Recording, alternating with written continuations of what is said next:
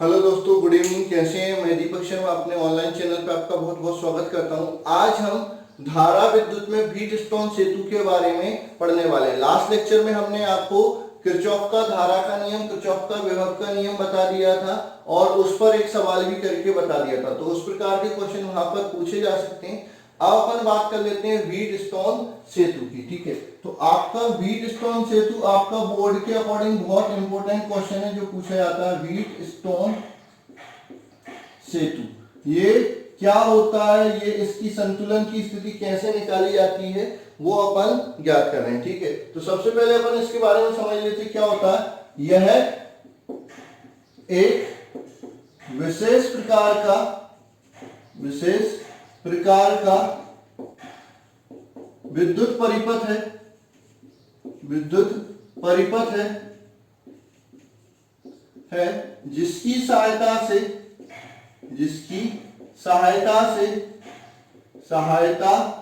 से अज्ञात प्रतिरोध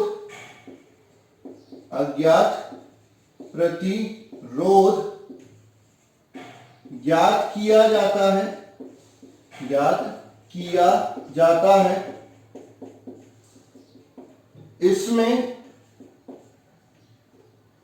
इसमें चार प्रतिरोध P, Q, R तथा S को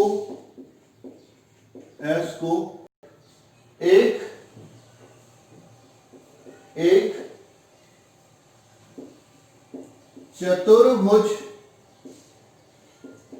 चतुर्भुज की भुजाओं पर लगाया जाता है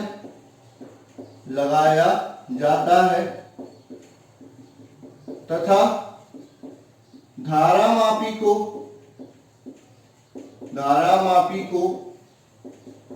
एक विकर्ण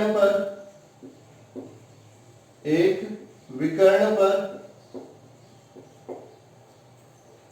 लगाया जाता है जबकि दूसरे विकर्ण पर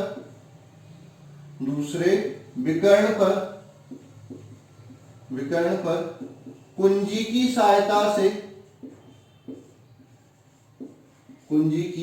सहायता से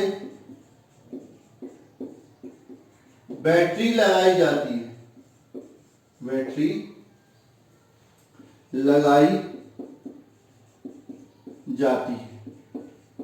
ठीक है, तो डायग्राम आप देख लेंगे।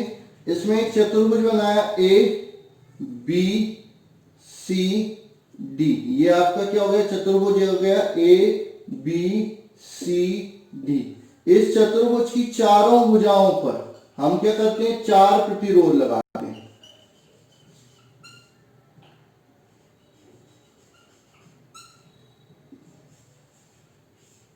ठीक है, ये प्रतिरोध हो गया P Q R S। ठीक है, अब इसका जो एक विकर्ण है उस पे अपन क्या लगा देते हैं? धारामापी लगा देते हैं। और दूसरा जो विकर्ण होता है उस पे ये विकर्ण को बाहर से ले लेते हैं, एक बैटरी लगा देते हैं कुंजी K की सहायता से। ठीक है, ये K1 हो गया। ये आपका व्हीटस्टोन सेतु हो जाता है। ठीक है, इसमें संतुलन की स्थिति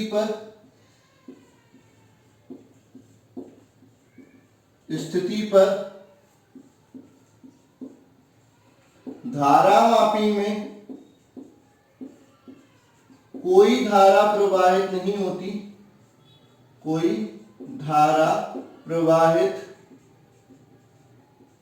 होती। मतलब वो स्थिति जब धारामापी में कोई धारा प्रवाहित नहीं होती उसको संतुलन की स्थिति कहते हैं। उस समय संगत भुजाओं के प्रतिरोध का अनुपात समान होता है। ठीक है, संतुलन की स्थिति क्या बोल रहे हैं कि संगत भुजाओं के प्रतिरोध का अनुपात क्या हो जाएगा, समान, यानी P बटे Q क्या हो जाएगा, R बटे S, या P बटे R बराबर Q बटे S हो जाएगा। तब धारा मापी में कोई धारा प्रवाहित नहीं होगी। तो P बटे Q बराबर R बटे S, ये संतुलन की स्थिति हो जाती है जब इसमें कोई धारा प्रवाहित नहीं होती। ठीक है, तो ये आपका व्हीटस्टोन सेतु हो गया, ये इसकी संतुलन की स्थिति हो गई। अब हमको क्या करना है, इस संतुलन की स्थिति का व्युत्पत्ति करना है, यानी इसका डेरिवेशन करना है। ठीक है, या इसको सिद्ध करना है।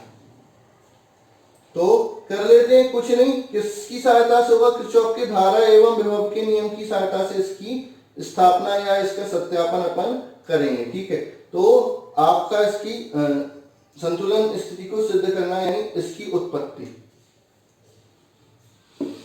डेरिवेशन। ठीक है,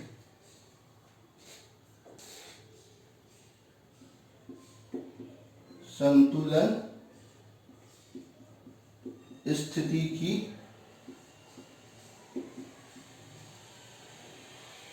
स्थिति का सत्यापन। ठीक है, इसी में करते हैं।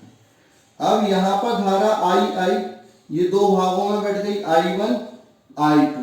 ठीक है, ये धारा यहां पर गई, यहां पर दोबारा बढ़ जाएगी, ये मान लो IG हो जाएगा, तो यहां पर कितनी बचेगी, I1 माइनस IG। मैं डायरेक्ट लिख रहा हूं, कई लोग इसको I3 मान लेते हैं। ठीक है, और यहां पर क्या होगा, ये IG जुड़ जाएगी, तो ये I2 प्लस IG हो जाएगा। ठीक है, I2 प्लस IG हो जाएगा। ठीक है, अब बंद परिपथ ABDA में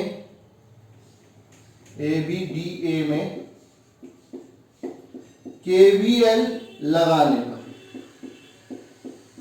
ठीक है, तो ये बंद परिपथ ले लो ABDA, इसमें KVL लगा दो। ठीक है, तो क्या हो जाएगा, सबसे पहले यहां से यहां जा रहे हो, तो धारा और आपकी दिशा समान है, तो माइनस I1P।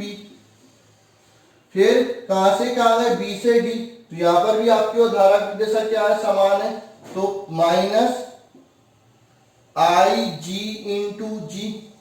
फिर कहां से कहां गए, D से A गए, तो धारा की और आपकी दिशा क्या हो जाएगी, विपरीत हो जाएगी, तो प्लस I2R बराबर 0 हो जाएगा। ठीक है, संतुलन की स्थिति में इधर लिख देता हूं, संतुलन की स्थिति में IG बराबर क्या हो जाएगा, 0, तो minus I1P minus 0 plus I2R बराबर 0। तो ये हो जाएगा माइनस I1P बराबर, इसको उधर ले जाएंगे तो माइनस का I2R, माइनस से माइनस कैंसिल हो जाएगा, तो I1P बराबर I2R। ये समीकरण क्या हो जाएगा, 1 हो जाएगा। ठीक है, अब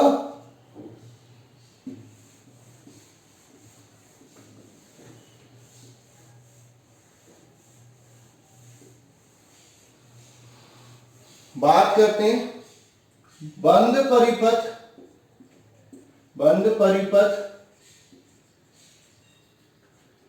BCDB में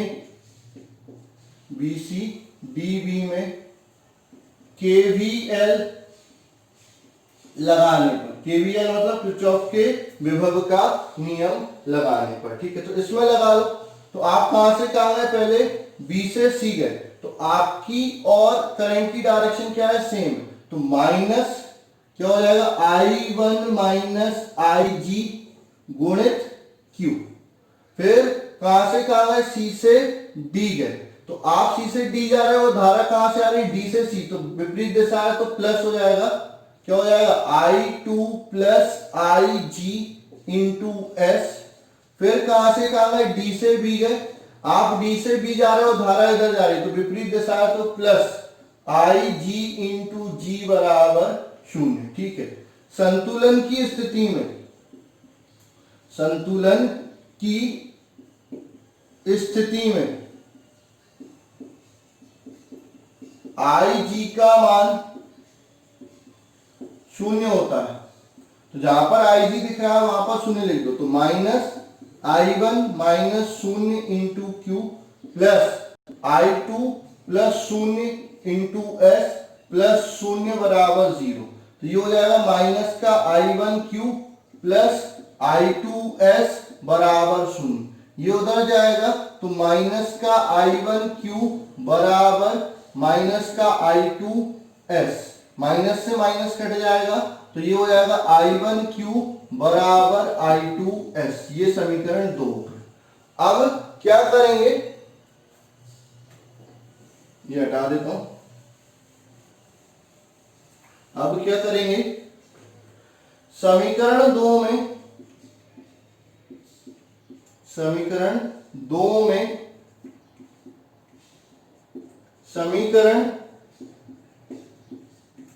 1 का भाग देने पर तो क्या हो जाएगा, I1P बटे I1Q बराबर I2R बटे I2S। तो I2 से I2 कैंसिल, I1 से I1 कैंसिल। ठीक है, तो आपको क्या मिल जाएगा, आपको मिल जाएगा P बटे Q बराबर R बटे S। तो ये आपकी संतुलन की स्थिति होगी। मतलब ऐसा कभी भी परिपथ आता है जिसमें संगत भुजाओं के प्रतिरोध का अनुपात क्या हो, बराबर हो, तो इस विकर्ण में कोई धारा प्रवाहित नहीं होगी, यानी इस विकर्ण को क्या कर देना, आप हटा देना। तो अगर क्वेश्चन ऐसे आते हैं, जैसे समझो एक क्वेश्चन दे रहा हूं, ऐसा लिया, ऐसा लिया, ऐसा लिया, ऐसा लिया, ये लिया, ये लिया, ये 2 ओम लिया, ये 3 ओम लिया, ठीक है, ये 4 ओम लिया और ये 6 ओम लिया। ठीक है, अब इनका अनुपात 2/3, इसका अनुपात 4/6 यानी 2/3। अगर इनका अनुपात बराबर तो बीच का कितना भी प्रतिरोध होगा उसको आप क्या कर देंगे, हटा देंगे। तो इसका जो प्रभावी परिपथ आएगा वो कुछ इस तरह से आएगा।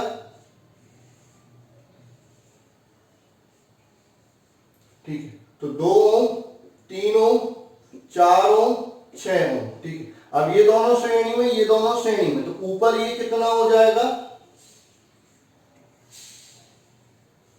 ऊपर हो जाएगा ये 5 ओम, श्रेणी में डायरेक्ट जुड़ जाते हैं, नीचे क्या हो जाएगा 10 ओम।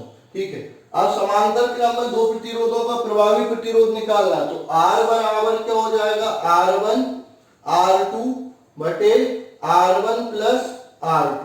तो ये हो जाएगा 5 गुणे 10 बटे 15। ठीक है, तो 5 से 3, तो ये आपका जो प्रतिरोध आ जाएगा R बराबर 10 बटे 3 यानी 3.33 ओम आपका प्रतिरोध आ जाएगा। तो इस प्रकार के क्वेश्चन आ सकते हैं। दूसरा क्या कर सकते हैं, ये x दे देंगे, बोल देंगे कि इन दोनों का विभव समान है या इन दोनों में इसमें कोई धारा प्रवाहित नहीं हो रही, तो x का मान निकालो। तो उस केस में क्या करेंगे, 2/x बराबर 4/6। तो यहां से क्या हो जाएगा, 12/6 दूनी 12 बराबर 4x। तो x बराबर क्या हो जाएगा 3। इस टाइप का भी प्रश्न आपसे पूछा जा सकता है। तो 2 प्रकार के प्रश्न हो गए। अच्छा, कई बार जो विद्युत परिपथ होता है ऐसा दिखता ही नहीं है, वो दूसरे पद में रहता है। तो दूसरा किस रूप में आपका रहेगा मैं वो भी बता देता हूं, किस किस तरह से ये आपका विद्युत परिपथ दिख सकता है। तो उससे प्रश्न हल करने में आपको काफी मदद मिल जाएगी। ठीक है, जैसे मैं आपको एक प्रश्न दे रहा हूं, क्वेश्चन ही दे रहा हूं, मदद मिल जाएगी काफी। ए बी के मध्य का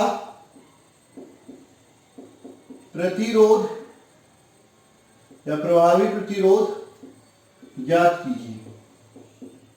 यानी आपको प्रतिरोध निकालना है किसके मध्य, ए और बी के मध्य। तो ये रहा आपका परिपथ।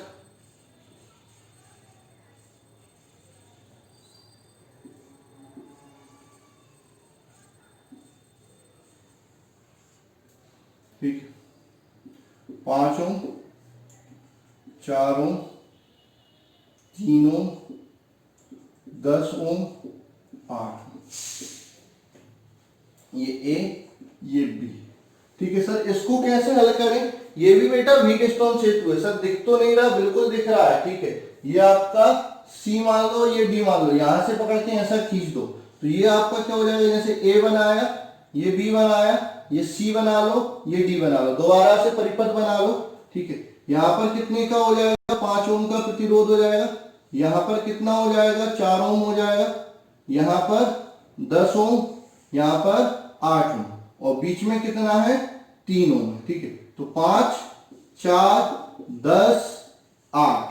ठीक है, ये नाम से देखना, ए और सी के बीच में 5 और ये डी दिया, ए और डी के बीच में आपका 4। ठीक है, सी और डी के बीच में 3, सी और बी के बीच में 10 और डी और बी के बीच में 4, तो ये हो जाएगा। अब यहां पर देखो इन दोनों का अनुपात कितना हो गया, 5/10, इन दोनों का अनुपात 4/8। ऑर्डर में होना चाहिए, उल्टा मत कर देना, गलत हो जाएगा। ठीक है, तो ये दोनों बराबर हो रहे हैं। ठीक है, तो इसको क्या करना पड़ेगा, हटाना पड़ेगा, तो ये अब जो परिपथ आएगा वो ऐसा हो जाएगा।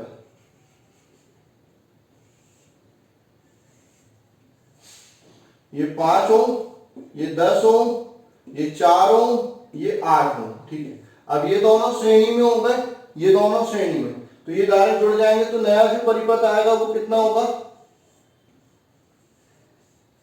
15 ओम 12 ओम।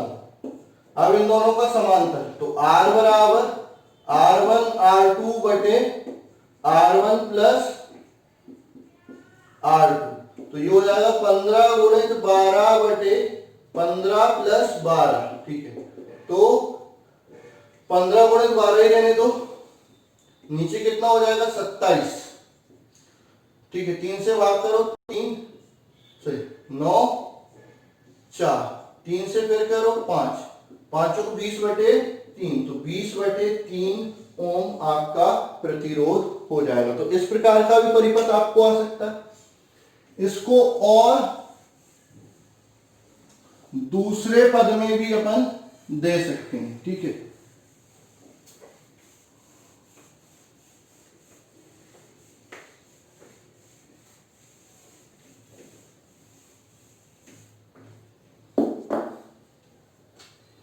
ऐसे भी दे सकते हैं।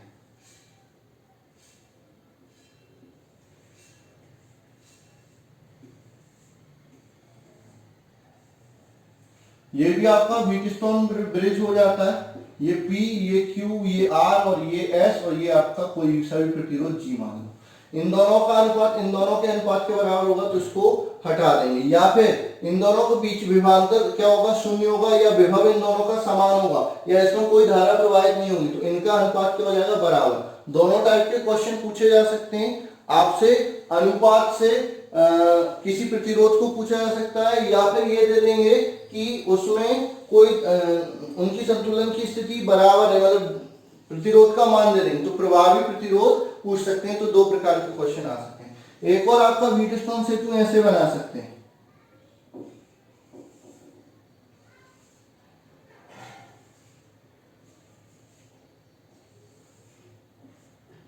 ये भी व्हीटस्टोन सेतु। सर ये कैसे, इसको खोल दो, ये बीच वाला ऐसे ही रहने दो, ये वाला इधर रहने दो। ठीक है, ये वाला इसको इधर बना दो, बन गया व्हीटस्टोन सेतु। तो इस प्रकार के भी प्रश्न आपसे पूछे जाते हैं। ठीक है, अब व्हीटस्टोन सेतु के बाद आपकी आती है मीटर सेतु। ठीक है, अगली हेडिंग आती है मीटर सेतु। तो उसके बारे में थोड़ा सा मैं आपको आज बता रहा हूं, ज्यादा नहीं बताऊंगा, उसकी डेफिनेशन और उसका सिद्धांत बता देता हूं। बाकी उसका जो डायग्राम है, ऑब्जर्वेशन टेबल है और आपके सावधानियां, वो मैं अगले लेक्चर में बताऊंगा। ठीक है, तो अगली हेडिंग आप लिखेंगे मीटर सेतु। क्या होता है, ऐसी युक्ति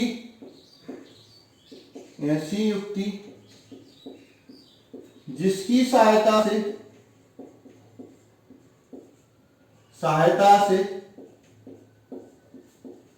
किसी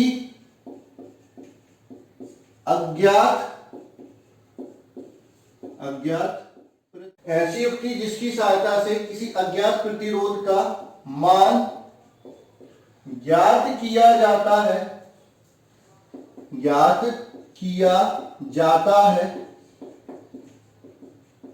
उसे मीटर सेतु कहते हैं। ठीक है, तो अगर आपसे कोई पूछता है कि मीटर सेतु क्या होता है, तो ऐसी युक्ति जिसकी सहायता से किसी भी अज्ञात प्रतिरोध का मान ज्ञात किया जाता है उसे क्या बोलते हैं, मीटर सेतु। सिद्धांत, ठीक है, तो मीटर सेतु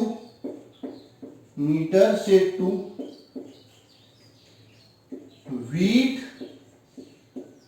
स्टोन